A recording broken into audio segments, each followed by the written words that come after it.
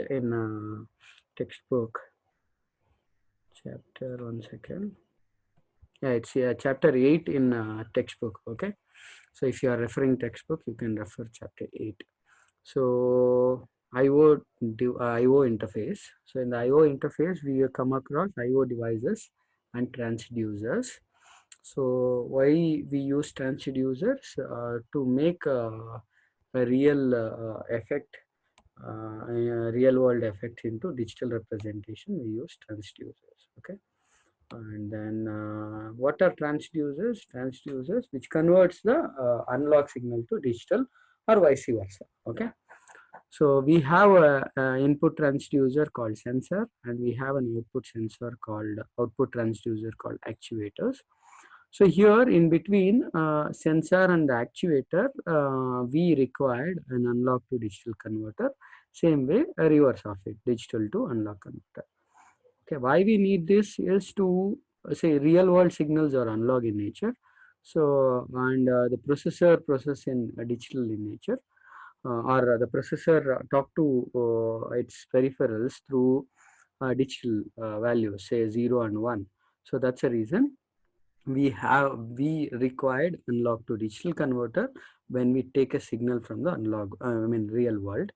And same way, when we give to the real world the output to the real world, we have to give digital to analog converter, where the analog, the output devices takes an analog output, digital, analog output, and produces the responding actuation. Say best example, you can take a DC motor. DC motor want to rotate means you supposed to give analog voltage to it.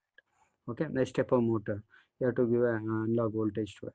Okay, same way if you want to take a voice signal, so you use say mic. In the mic, so the analog to digital converter should be there, else you may not aware, you can't listen the voice, or you can not store the analog voice into your laptop or devices. Okay, so to do this all operations, IO devices, we need human interface. Human interface, we have something like push buttons and switches, knobs, keypad, mouse, and all. And same way, to understand whether the things are happened or not, we need an output indicators, output nodes like indicator, display, speaker, and all. Okay, so like how I am speaking to you all, I can make my mic variations in my participant list, and same way you also can listen the same. I hope if I am not wrong. Um, and you can respond immediately if you're listen, if something not working correct.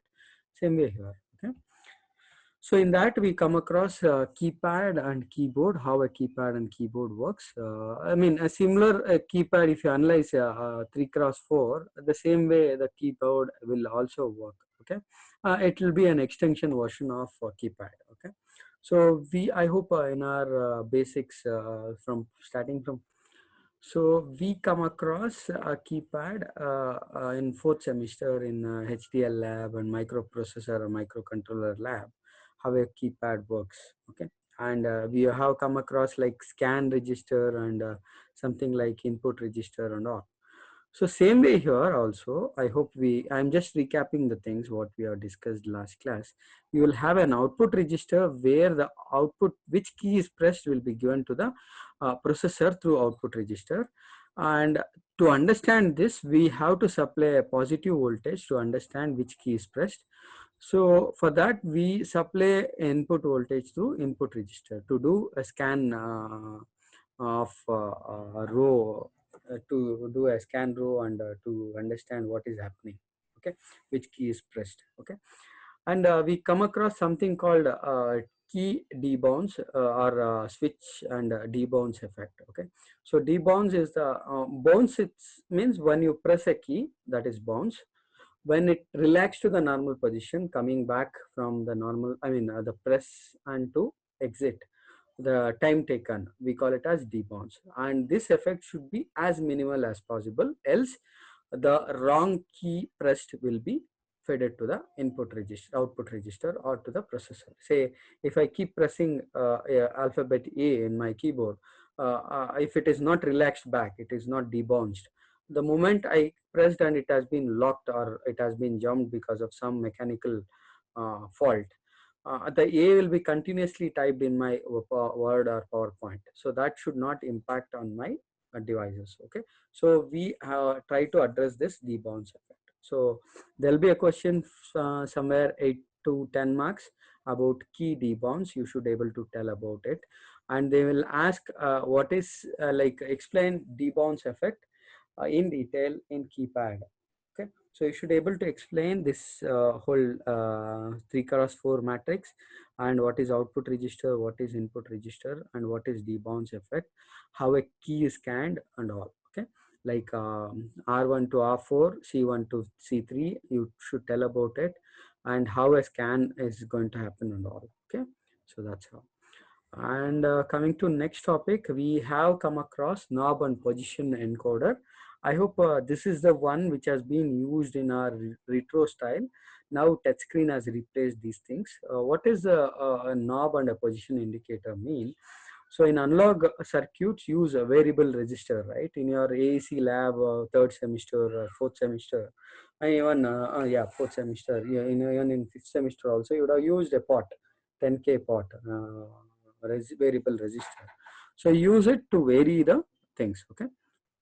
So in digital circuits, could use push buttons also, like how you have a volume up and volume down in your mobile phone.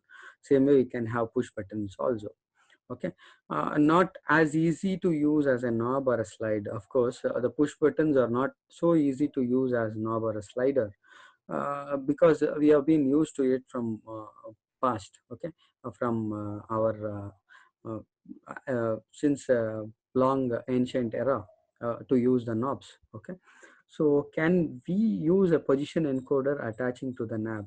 So I hope everyone are aware of gray code encoder. Okay, what is gray code encoder mean? I hope you are aware. G1, G2, G3, G4. So those are the combinations of your binaries, and you get a gray code bits. I don't want to go deep into the digital electronics which you learned in third semester. Let me quickly recap how an incremental encoder works. Okay, since participants are about to come, let me recap it. So there will be an optical light which will be transmitting the light, and the same way AB are the one which captures the transmitted values. Okay, so the moment there will be two optical lens, I mean the discs are placed between the knob, so that disc keep rotating. I mean the moment you raise the volume, the knob turns from say I use a marker to indicate it.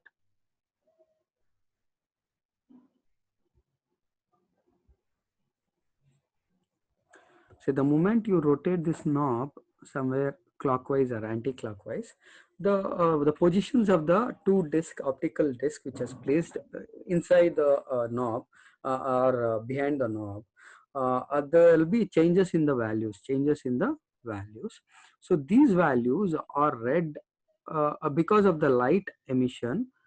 Okay, the light emission, the AB diodes, the optical diodes reads these values, and correspondingly does the activity what you are willing to do. Okay, so like you are varying a value from minimum to maximum. So there is a value. I just redo.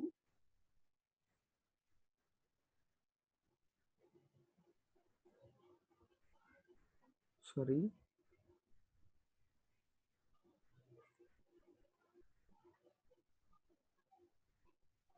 Okay, I use marker again. So assume there is a minimum to maximum. You want to raise a volume from minimum to maximum. So what do? You keep varying the knob. Assume this is your knob and you rotate the knob from clockwise. Okay. When you keep rotate the knob clockwise, the value keep increasing from minimum to the value keep moving from minimum to maximum. Okay. So the moment when you do this, the optical lenses values get changes. The optical lenses which are placed, the discs which are placed, okay, two discs which are placed, the values get changes. These are captured through these A and B diodes. Okay, because of the capture, the values what has been changed. So the position is going to indicate, and correspondingly the volume is going to increase from minimum to maximum. This is all about it. Okay, I hope I have shared a video of this, and I hope you would have gone through it. I believe Vaishnavi, I hope you gone through it. Yes, sir. Okay, thank you. So let me move ahead.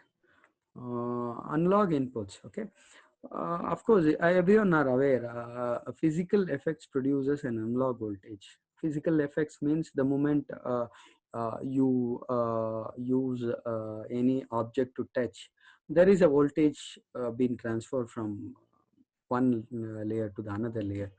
Okay, so best example, the speech itself. Okay, speech signal, when I talk or you talk, the moment you speak, the variations in the I mean the frequency modulation is going to impact, and the same way it is going to be captured in a microphone. How a microphone works, in the sense, there'll be two capacitor. It's like similar to a capacitor.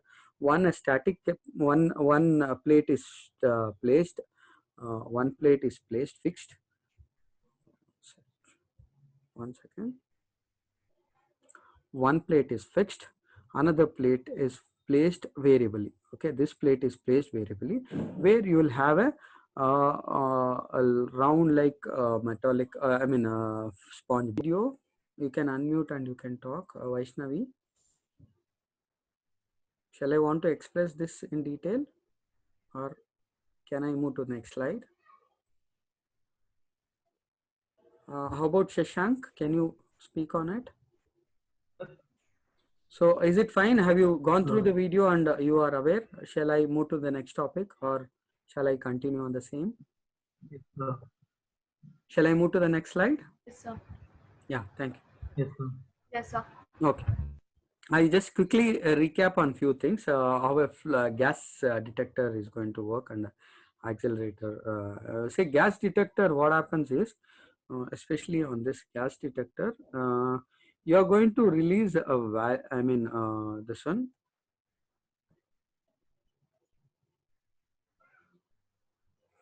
So gas detector, right? The ionized molecules, gas molecules, will be attracted to the plate, so that it will detect the gas which is coming out. Okay, and it will understand, and the device is designed in such a way that to understand only the gas which has been supplied to us, methanol alcohol, methanol, whether it has been out or not. Okay, so this is all about. Okay, let me move further to these are analog devices, and same way let me understand analog to digital converter and digital to analog converter for the reference point of view. The reason, because these are the basic elements in our IO devices. Okay, this bridge between the real world circuit to the processor. Okay, so how analog to digital converter works. So here we are going to study two. Okay, one is flash ADC and another one is successive approximation ADC. Okay, let me understand how an analog to digital converter flash ADC is going to work. So basically we call it as analog comparator. Okay, well, I hope everyone are aware what is comparator mean. Okay, comparator just compares the Vn and V plus and V minus and produces a output. Okay, same way here we'll have a V reference and we'll pass the V in. So there will be series of comparators. So to make it understand, so it's the comparators are connected to encoder. I hope everyone are aware what is encoder mean.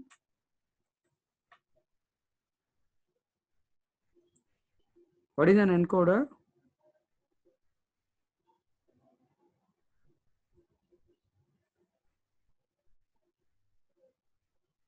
Shashank, can you answer on this? Sir, encoder is used usually in to encode a message into the channel, sir. Like we'll be having many inputs but lesser output. Yeah, correct. So I just Like recap what Shashank is trying to say. There will be something like, just take marker. So something like 2 power n minus 1 input and n output. Okay, so that is an encoder is all about. So here for a flash ADC, you should have so many comparators. Assume if it is an 8-bit ADC, 2 power 8 minus 1, so many comparators are needed for it. Okay, so that's all about it. And it is very simple and faster, but uses many comparators. That is a lag on this particular one. Number of bits, output bits will be the resolution. Okay, so this is one way it is good. The other way it consumes a lot of area here. Okay, so that's the drawback in unlock to digital converter, especially with flash ADC. Okay, so simple, faster. Okay, so here you need to tell about what is a comparator, what is an encoder, what it is doing, and how it is supporting to your flash ADC, and how it is working and all. Okay, there is a detailed description and the notes you can understand neatly. So there, I mean, basically 2 power n minus 1 comparators will be there at the left hand side, and the right hand side you'll have a n outputs. Okay, so that's all about it. Okay, coming to next, successive approximation register, analog to digital converter. So here you will have something called SAR register. Okay, what is this SAR register is going to do? So this is what SAR is all about. I just take marker.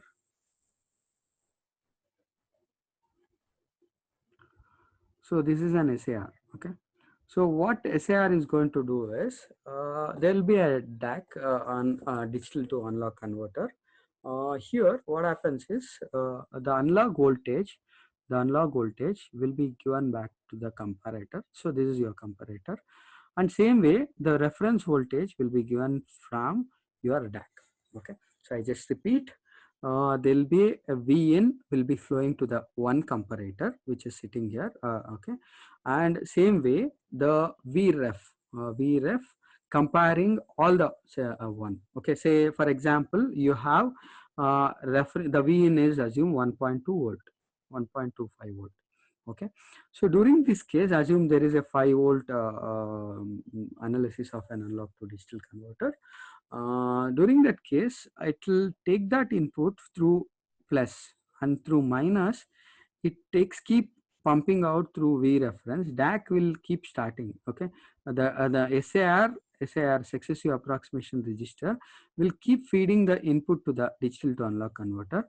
So digital to analog converter keep giving an analog value to this, and same is being given as a feedback.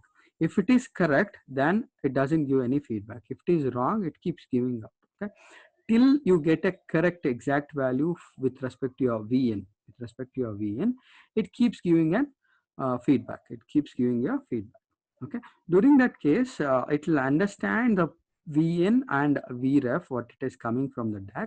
So if both are same, then the comparator will produce a 0. Then the successive approximation analog to digital converter will understand that particular digital value, and that particular digital value is passed out from the D out of the SAR. Okay, so this is very simple. Okay, I hope you understood. Any doubt here? No, sir. So I just recap. I hope just a simple once again I recap. So here, what is the thing is, you'll have V in. V in will be flowing in through the capacitor. Sorry, V in will be flooding in directly from the reference source. Reference source can be any analog real world circuit. So that is given here. Okay, same way we'll make the SAR to start pumping the values through Vref, taking the Vref as a voltage, and this successive approximation register will keep giving the value equivalent to Vn. So once, how we find out equivalent means there is a feedback path to the SAR. Okay, so it keeps changing the value. Okay, so once we find equivalent value, the comparator gives 0 output. Once the 0 output is fed back to SAR will stop the calculation, and it will use the output through D out, and it will give a status as done. Done status means the output is available. Okay, so that's all about. So initially you can understand the values here, initial approximation and next approximation. and next approximation. The values keep changing, D7 to D6, same way it keeps pushing, okay, till the value meets the Vn. Okay, that's all about successive approximation register. For sure, there will be a 10 marks question on this particular successive approximation unlock to digital converter. So you should able to answer this. So here they look for the diagram, I mean the block representation. There should be an SAR. SAR means successive approximation register, and there should be a start bit, done bit, and data out pins, and similarly clock. Of course, since it is a digital circuit register, it should have a clock. And same way, digital to analog converter, the device which is placed. So for that also, I mean the input is fed from SAR, and even VREF is given to it. VREF is nothing but the maximum voltage or reference voltage taken to the signal to analyze, okay, and Vin is the signal which is directly given to the comparator. And here the advantage is the area is less, that only one comparator we are going to use. So the questions will be more on this particular one. They don't ask much questions on flash ADC, they'll ask more on successive approximation, okay. So I'll move on to next. I hope any doubts you can ask me now. If not, shall we move on to next? You can have a chat so that I can understand if you can't able to have a voice recognition.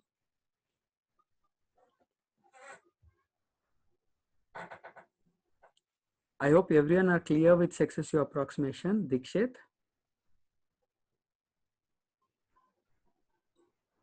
Nagavini, M. Yes, sir.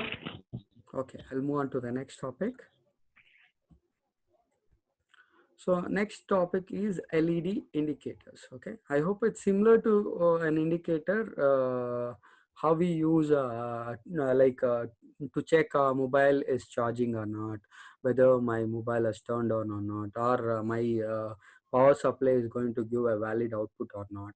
So we'll have an LED indicators there. Okay, a single LED shows one bit state, on or off, or busy or ready, or error or okay.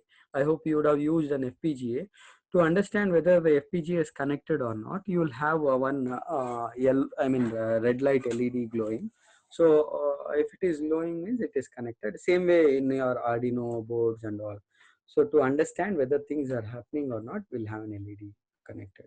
So if the brightness depends on the current flow in the LED, say there will be an output driver. So output driver keep giving the voltage. So the moment it produces an voltage, it will take that and it will give to the LED. So LED takes that output and it will keep brightening as per the one. Say if more of the current than the capacity of the LED, it is going to burn. Okay. So recommended, usually we'll have a correct diode which will produces the output driver output can handle. Okay. So determined by a resistor, and even we'll have a resistor also to control the brightness of it. Say I is equal to plus V minus V LED minus VOL. VOL is nothing but output load divided by R. Okay. So that's how we are going to say it's similar, simple Ohm's law concept we are using here. Okay. So moving to next, we'll have a 7-segment LED display. I hope everyone are aware of a 7-segment LED display. I don't want to much concentrate on it. So it's each digit has common anode and common cathode. So how it is represented is through the bit called dip bit. Okay, so we call it as DP or we call it as H pin. Okay, H bit. Okay, so there will be since it though it is 8 values are there, one is ignored, DP is ignored. Okay, so DP is ignored, so only it is called 7-segment, A to G, hence it is called 7-segment. Okay, 7-seg. Okay, so the one dip is ignored. Okay. Scan turn on one digit at a time. So you can turn on one digit at a time. The voltage can also be passed through A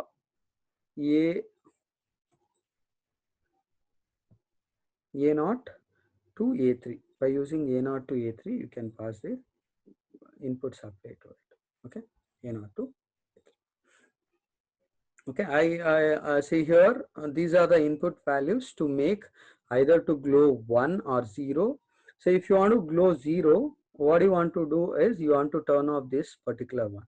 Turn off this particular one. That particular one, if you represent in such a way that A, B, C, D, okay, and E, F, G. So the G bit should be gone low. So if this is low, then your I mean 0 will be displayed in this manner. Okay. So this is all. Okay. If you want to display one similar manner, you can code it. I hope I have covered this particular topic in your first module, and we have written a Verilog code also for this. Okay. So I just quickly move on to the Verilog code, how to make a multiplexed display. So the code which I have designed there is similar to it. Only thing you will have extra thing is a clock parameters all.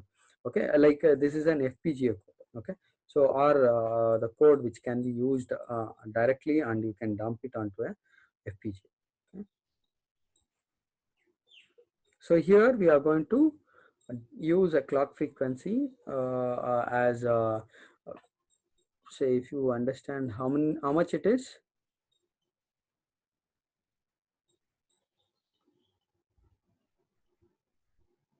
10 mega, if I'm not wrong. Shashank, can you respond? Yes, sir. 10 mega or anything 100 mega? 10 meg, 10 megas. 10 mega, sir. Okay. Okay, same way we will have something called scan clock frequency and we'll have a clock divisor circuit. So why we use clock divisor means the frequency which is the processor or anything works, we have to scale down the clock, so we use it clock divisor circuit. So this is a Verilog code, a display okay, display mark, a multiplex display output. Okay, so see here the clock scan frequency will be 20 hertz. Okay, sorry, 200 hertz scan frequency, and can cycle will be 50 hertz. Okay, the 4 BCD input 10 megahertz clock turn on decimal points on leftmost digit only. I mean the input will be given to the 7 segment in 20 megahertz. Okay, scan clock. The same code is being given here. Same code being given here. Divide master clock. To divide master clock, you use something counters to reduce a one, and same way you pass the values. So here the multiplexed to select BCD digits. So always at star. I hope I have told you all inputs will be entered the sensitive list. Okay, case digital select.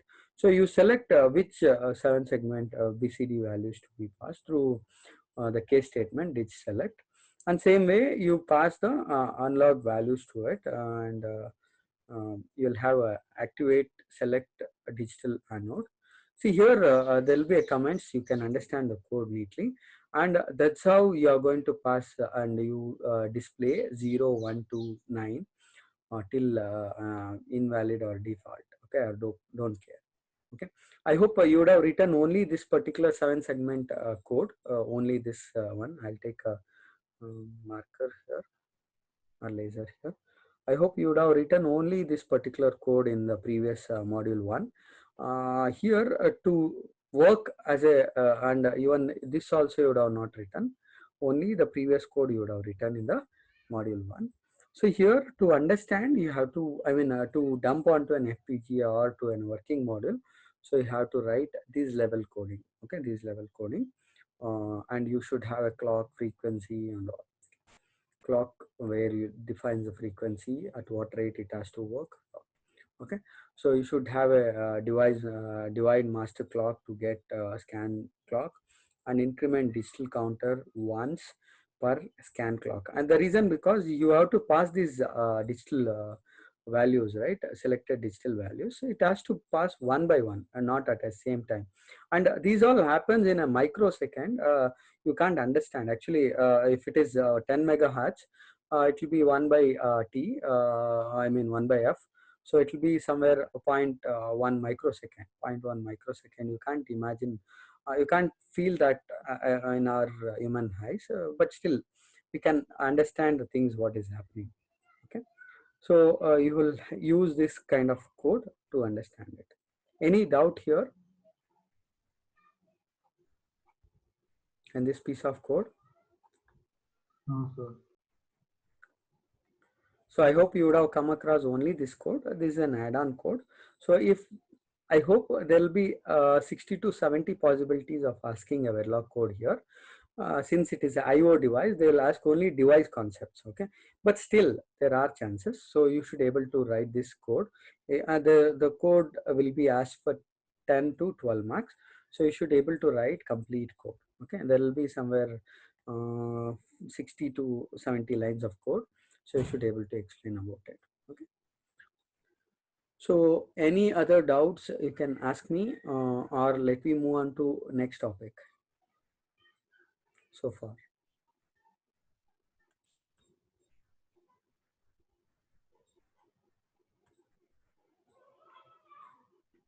Okay, we'll move on to next topic. I hope no doubts, I believe.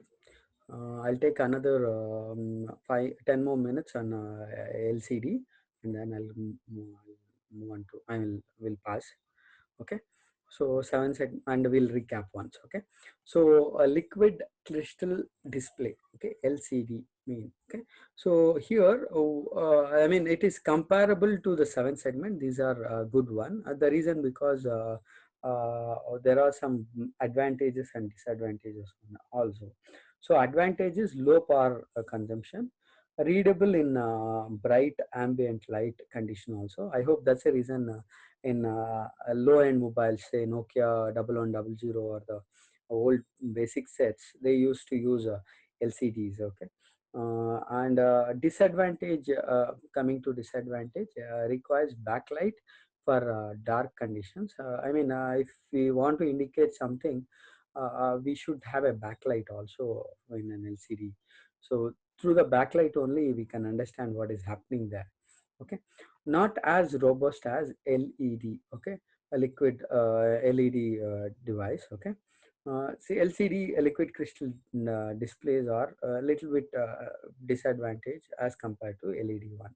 Okay, so only nowadays mobile phone has ruled out LCD to LED. Okay, LED one. So LCD panels, rectangular array of pixels, can be used for alphanumeric graphic display, okay, and controlled by a small microcontroller. Okay, so we can use small microcontroller and we can understand how what is the things are happening here. There is no much detail about how a LCD works as per the textbook and syllabus point of view. Only a brief introduction is there, not a detailed introduction is there. So that's the reason I don't want to go detail into it. So we'll have something like say usually, LCD will be 320 into 240 dots. So we call it as pixels. Okay, we call it as pixels. Through pixels, we'll understand what is the values to be left out or what.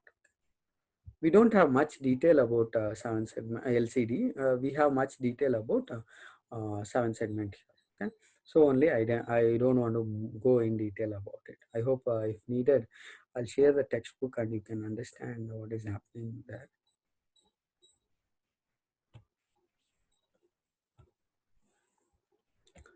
So here you can see the reference textbook. The reference textbook has problem. Say there will be a problem about LED pull-up resistor, how you calculate and all. You should be able to explain. There will be 4 to 5 marks question. And same way, develop a Verilog module of a display multiplexer and decoder for a 4-digit 7 segment, and they mention the clock frequency. If they mention the clock frequency, you have to write this particular piece of code. Okay, if they don't mention the clock frequency, no need of writing these detailed code. Okay, so if they ask clock frequency, you should able to write this level code, and you should able to explain why you are reducing to 200 hertz, why it is 50 hertz, all those things, and all, why you need a clock divider circuit. Okay, so that's all about the things. So let me recap on the textbook point of view, how the things are going to asked as a questions here. Okay, so quickly, so IO interface is an 8th module, 8th chapter in textbook, reference textbook. Coming to the concept, you have IO devices, IO devices, what we discussed, microphone, all those things are the IO devices, actuators, all those things. Okay, so like, so if they ask IO devices, you should be able to brief what is transducer, what is sensor, what is actuator, what is the need of analog to digital converter, digital to analog converter, and same way analog to digital converter. Okay, so that there may be 6 to 5 to 6 marks question on IO devices, so you should be able to explain. So input devices, they don't ask specifically on input devices, they'll ask a question on keyboard directly. What is debounce? Explain in detail in keypad, or explain in keyboard. Okay, so you should be able to define debounce effect detailedly and tell about it all. Okay, and they may ask next question on knob, so you should be able to explain the knob, how the knob is going to work, what is A, what is B, what is clockwise, anti-clockwise, I mean clockwise and the vice versa. And they may ask about analog inputs, so you should be able to tell about microphone and microphone. Okay, and even this, sorry, 1 second. So accelerometer, fluid sensor, and even gas detector and all. So analog input. So they may ask a question, explain in detail about analog input. So for 6 to 8 marks, they may ask. So you should brief 4 each. Okay, the 4 microphone, accelerometer, and even fluid sensor, and even gas detector neatly. So each carries 2 marks. So if it is asked for 6 marks, each carries 1.5 mark. Okay, then they may ask, they don't ask analog to digital converter as a question, or if there is a 12 marks question, explain the varieties of digital to analog, analog to digital converters you have come across. So you should be able to tell about flash ADC and even SAR. Okay, SAR ADC and all.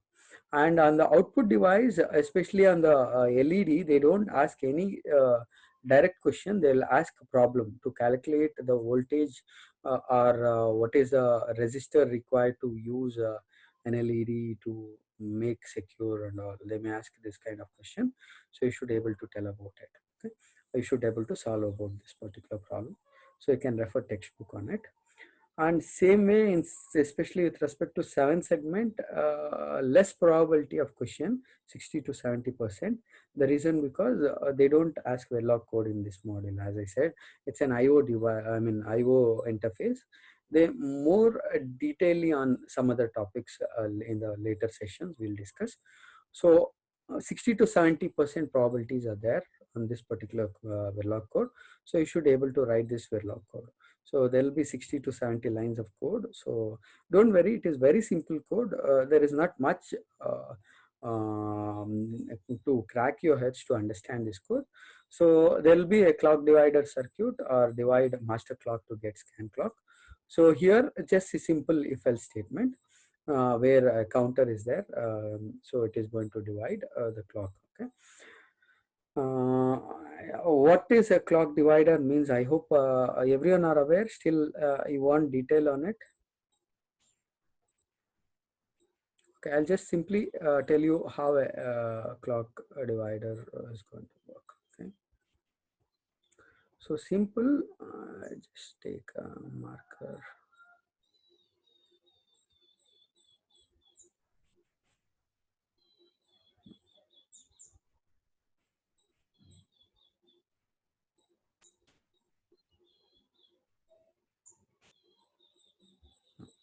not working. Okay, so I just share the slides and there I can annotate.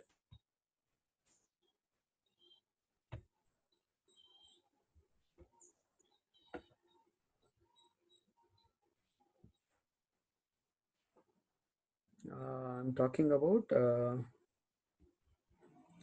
clock divider circuit, right? About this. Okay, so here say there is a clock T on and T off continuously. So here assume this is a clock which is having high speed. I want to decrease this clock from this level to something like T on should be this much and T off should be this much. Okay, so during that case I use a simple Verilog code which transforms this level. Okay, which transforms this level. Very simple. Okay, nothing to crack your heads much to understand this concept. And moving to next, increment digital counter one clock at a time, one per a clock. So this is also very simple. And moving to next, this is a simple case statement written to multiplex the select the BCD digits. Okay, BCD digits which are there in the and same way to activate the anode. Okay, we are using this. And same way, this code you are aware of it. This code is very simple. To make 0 to glow, you are using this particular one.